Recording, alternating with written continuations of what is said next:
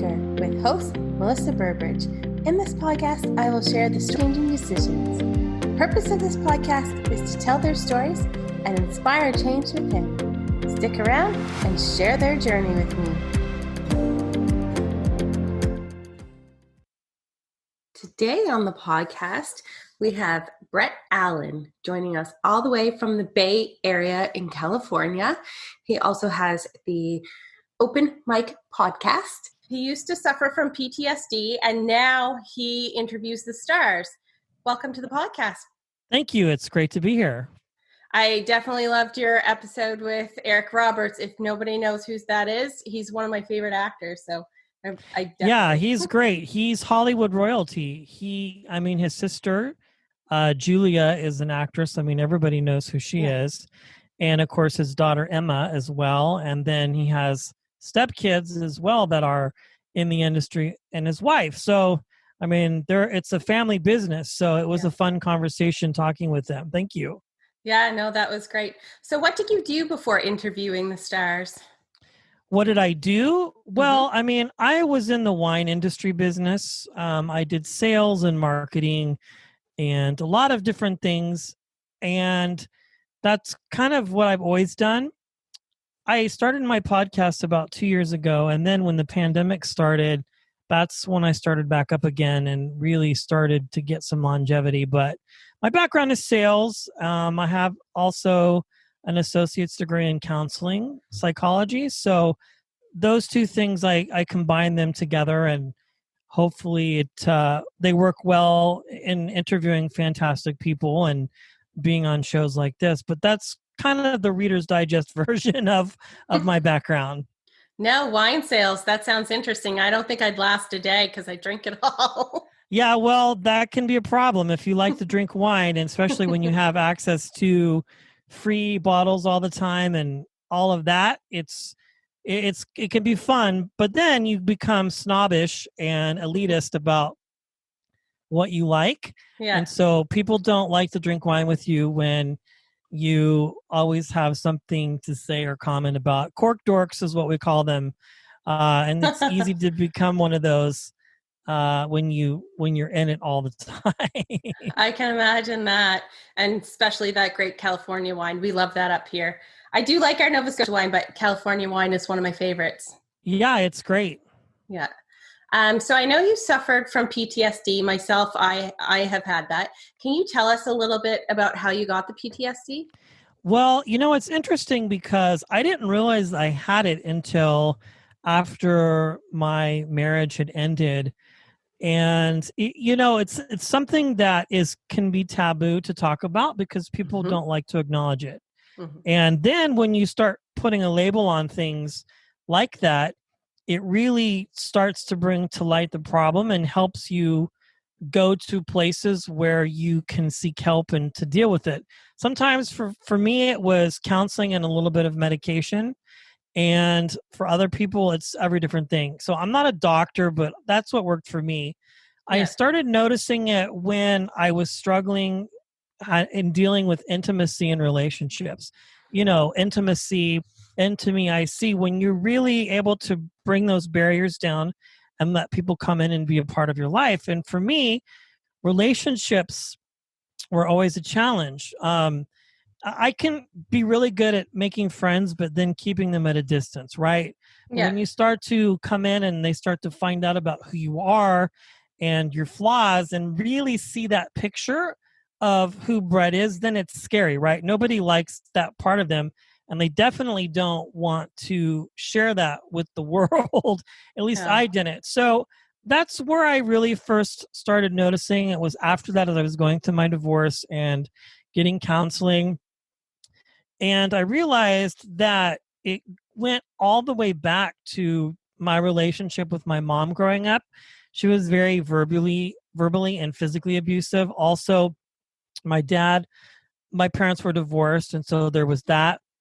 But my father, on one hand, overcorrected and helped me to a fault and would literally just bail me out of every single problem financially that I had. And so I didn't learn, like some people, how to solve problems because somebody always did it for me. Does that make sense? Nope, that makes perfect sense. So couple all of that together, having parents that a mother who didn't show a lot of love physically and was more works driven, if I could say that, like her love language was acts of service, right? Mm, And so doing things and fixing things was the way that she perceived love. So taking all that together, it was probably about 5 years ago that I realized it.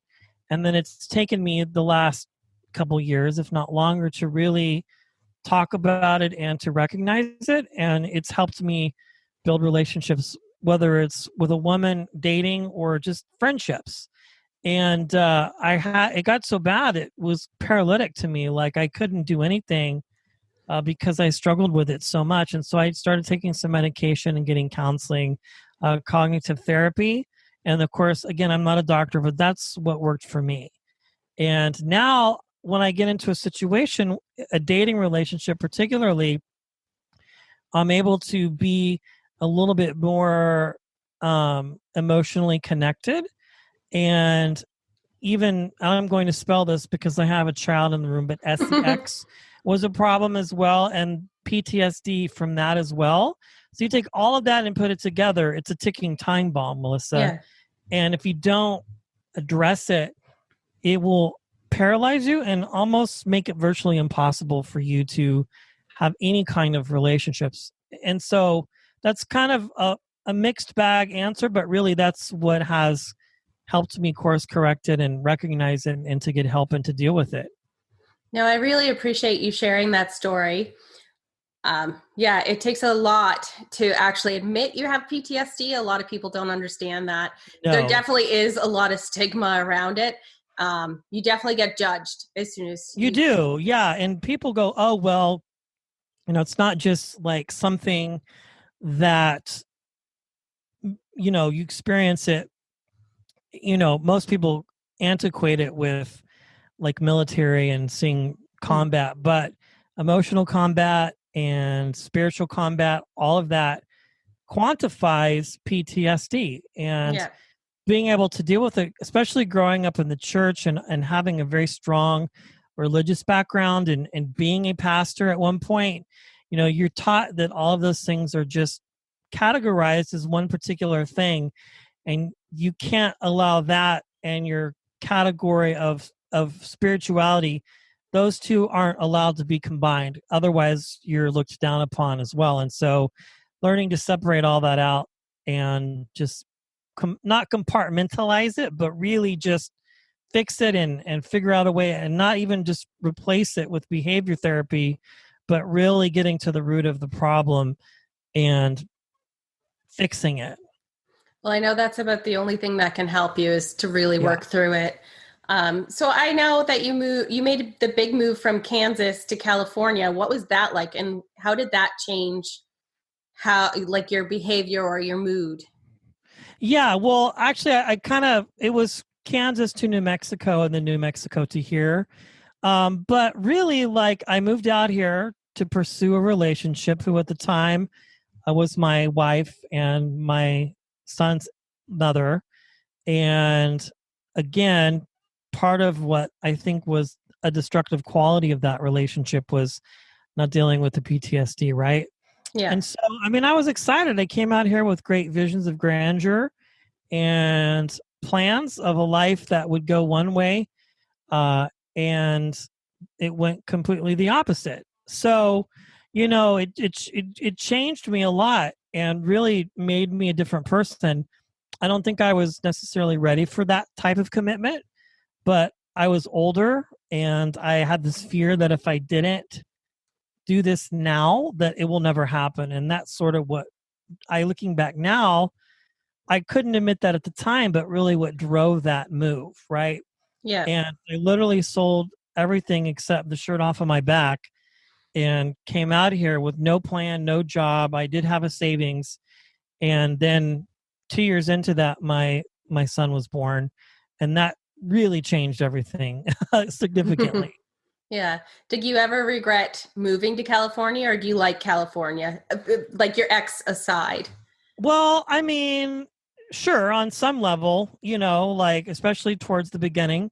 No, it's just part of my life. I mean, I do miss New Mexico, and that's just for weather reasons, and the cost of living is a lot cheaper. But past that, I like it here. It's great. It's been very good to me.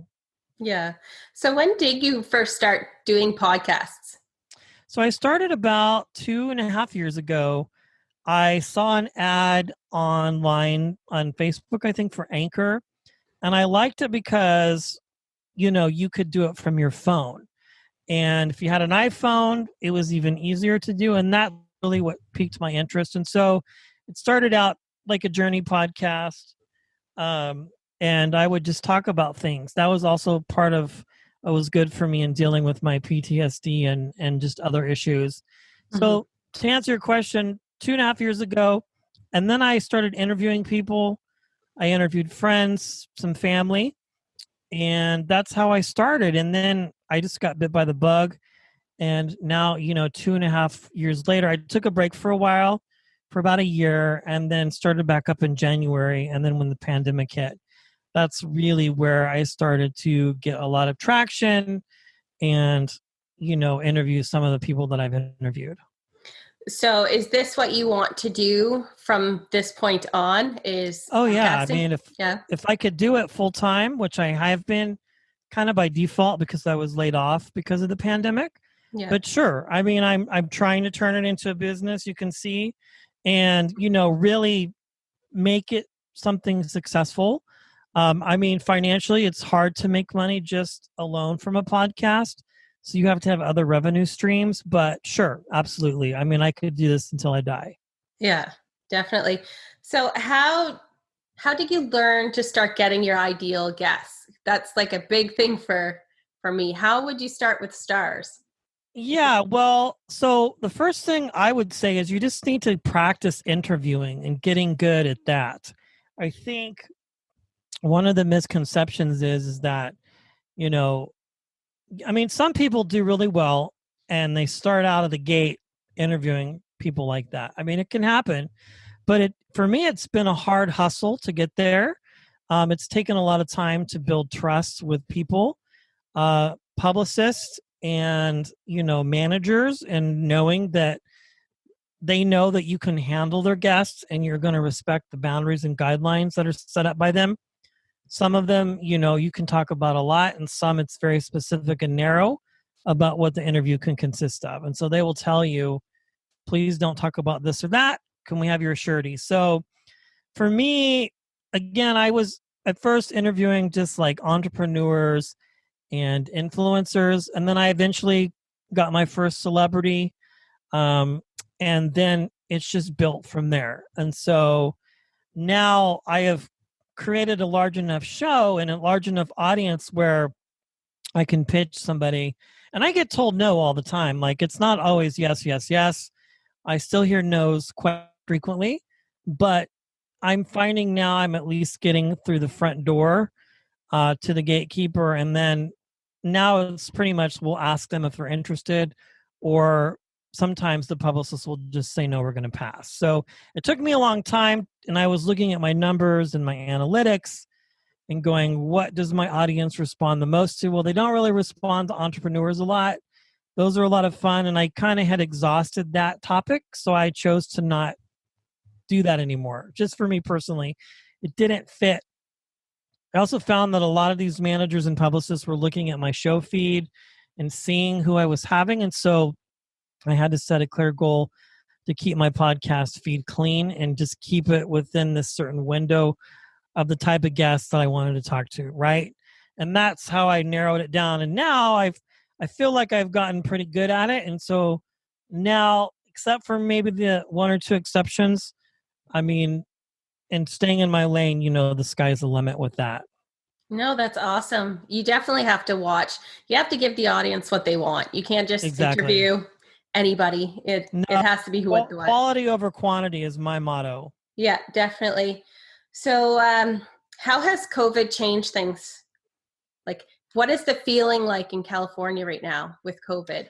Well, I mean, we're back on lockdown again. A lot of stuff is still closed. So it's been great for interviews because everybody's home and they have time. And that helped me get to where I am as well. I mean, it wasn't until the last 5 months is where I really started gaining a lot of success. So I owe that to COVID, as a positive thing. But I mean, people are scared, we don't know what's going to happen. Things are opening and closing. And it's really forced a lot of people to just kind of reinvent their lives and start a second act. Do you find it can bring a negative connotation to your podcast sometimes? No, I don't think No? so. I mean, when the riots were happening and um, there was that killing, his name is escaping me right now. Like, I kind of stopped for a little bit there, but I mean, it hasn't had a negative effect in that sort of way. I mean, if anything, there's been, more of a captive audience, so to speak. That's good. So if you could choose any guest in the world, who would be your dream guest? Oh, geez. I mean, that's a tough question. I don't know. Like, I like to talk to people who are interesting. I mean, of course, I would love to interview, Brad Pitt or Tom Cruise or any of those people because I think their lives are so interesting. But, I'm far removed from those types of interviews. So I try and go for, the fringes and get the celebrities that people know that seem more relatable, if that makes any sense. But I mean, anybody like that, Katie Sackhoff is another one. Just anybody that's interesting. The comedian Joe Coy. I mean, I would love to talk to any of those people and have tried some of them, and some of them just aren't interested or just aren't available at the moment. Yeah, all you can do is try again at some point. Yeah. So you are a co-founder of something pretty cool for podcasters. Can you explain that? Yeah, Cheap Seat Entertainment. So over the last few months, I've been getting a lot of people asking me how to book celebrities, how to pitch, just kind of the ins and outs of things. And I've done some live seminars, but I've decided to pivot that and start a business. And it's really not completely launched yet, but really what my goal is to help people put people on their show. It doesn't have to be a celebrity. It could be an entrepreneur, it could be an influencer. And there's like one of the things they don't teach you in these podcasting classes is how to get people. And so I've been very fortunate and very successful with it. And so I've taken it and now I'm going to try and start help. I've helped a few people. So if you're listening and you need help, cheapseatentertainment.com, let me know. I can do a $10 Zoom consultation and we can help you figure out who's great for your show and hopefully get some people on it. But it's been a really positive response so far. Thank you. So what podcasts do you have coming up? Oh, geez, you're going to put me in that spot. Well, let's see. Coming up, I have Allegra Edwards from the TV show Upload on Amazon Prime. Nice. Fabrizio Guido from Mr. Iglesias on Netflix. Greg Proops from Whose Line Is It Anyway? And a couple other tricks up my sleeve. I just released an episode with Eric Roberts, comedian Tommy Davidson. So Allegra's up next. So she'll be dropping probably tomorrow or Friday. And if you haven't seen Upload on Amazon Prime, you absolutely have to. It is just the best. And so, yeah, she's next and a couple other people around the bend. No, that is a good show. I just finished that. So who motivates you to keep going? My son. I want to create a legacy for him, something that he can be proud of and look back at from years to come and go, that was my dad. Maybe he'll take an interest in it. Maybe he won't. But yeah, I mean, honestly, that's what drives me for anything in life is to create this image and this attitude of a role model and just be the parent and the dad that I can be, the very best version of that. Not being concerned about what I didn't get, but providing him what he needs to be successful in life, whatever that looks like. And that's very special. Where can people find out more about you? Well, they can find me on Instagram and Twitter at Brett's Open Mic, BRETTS Open Mic, OPENMIC, or the Open Mic Podcast.show. That's my website. You can connect with me there. Facebook, Brett Allen, and cheapseatentertainment.com. Yeah, and you should definitely check out his podcast. It's pretty cool. So Thank you. you're welcome. Who inspires you? Oh, geez. I think that there are so many people that do, like, outside of, podcasting, there are a few people, but, I like people who meet other people where they're at and want to help. A lot of times people will only help you to the extent that it's going to help them. And that's really kind of the negative side to this industry. But really, I have a lot of great people in my life. My stepmother, of course, just a lot of gracious people my neighbor who inspires me just how to love people and treat them well. Just there's a mix of different people.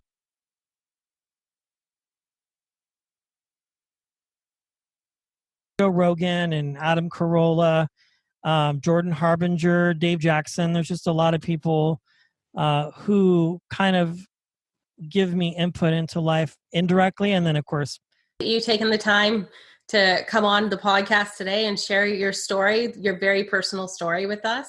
Sure. It means a lot. It's a hard subject to talk about, so I really do appreciate that. Yeah, my pleasure. Thanks for having me. You have a great show yourself, so keep pushing on.